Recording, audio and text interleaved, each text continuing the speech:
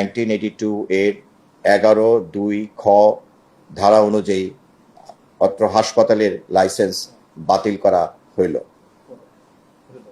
উক্ত অধ্যাদেশের 12 ধারা অনুযায়ী লাইসেন্স বাতিলের পরবর্তী 30 দিনের মধ্যে বাতিলের বিরুদ্ধে সরকারের কাছে আপনার আপিল বা পুনর্বিবেচনা করার আইনি সুযোগ রয়েছে। আসলে যখন লাইসেন্স বাতিল হয় প্রতিষ্ঠানে, তখন বাতিল হওয়ার সঙ্গে সঙ্গে কিন্তু এটি আর কার্যকর হয়, এবং যেহেতু হাসপাতালের লাইসেন্সটি বাতিল করা হয়েছে, সেক্ষেত্রে কিন্তু তারা সেবা দেওয়ার এই মুহূর্তে সুযোগ নেই।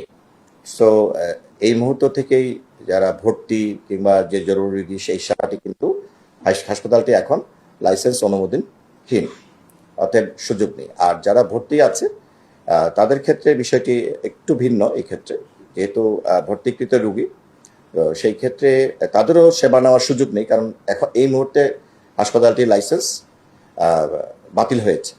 সো তবে এই রোগীদেরকে চাইলে কর্তৃপক্ষ যথাযথভাবে তাদের লাইসেন্সকৃত হাসপাতালগুলোতে যথাযথ ব্যবস্থা গ্রহণ করতে পারে।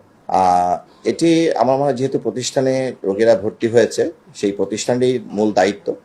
তবে মানবিক দিক বিবেচনা করলে কেউ যদি আমাদের কাছে এটি সিক করে, তাহলে আমরা সহযোগিতা করার অবশ্যই চেষ্টা করব। আমি তো আগেই বলেছি যে যখন লাইসেন্স বাতিল হয়, সেই ক্ষেত্রে কিন্তু নতুন রোগী ভর্তি হওয়া কিংবা ভর্তি রোগীদের সেবার, যেটি আপনি বললেন, সুযোগ নেই। তবে এক্ষেত্রে হাসপাতাল কর্তৃপক্ষ তাদের যথাযথ রোগীদেরকে লাইসেন্সকৃত হাসপাতালে সেবার ব্যবস্থা করতে পারেন কিংবা সহযোগিতা করতে পারেন। আর আমরা তো বলেছি যে আমাদের কাছে রোগীরা যদি কোনো সহযোগিতা চান, আমরা অবশ্যই তাদের সহযোগিতা করবো এবং ভর্তির ব্যবস্থা করব। এটি একটি টেকনিক্যাল প্রশ্ন। হাসপাতালের লাইসেন্সটি বাতিল হয়েছে। সো সিলগালা অর্থে যেটি বোঝায়, যেমন পোস্ট অপারেটিভে যে অনাকাঙ্ক্ষিত ঘটনাটি ঘটেছে, ওটি কিন্তু সিলগালা করে দেওয়া হয়েছে, সিল করে দেওয়া হয়েছে। তো যেহেতু রোগী ভর্তি আছে, আসলে হাসপাতালটি তো সিলগালা করার যদি করে দেওয়া হয়, তাহলে তো পেশেন্টটা ভিতরে আটকা পড়ে যাবে।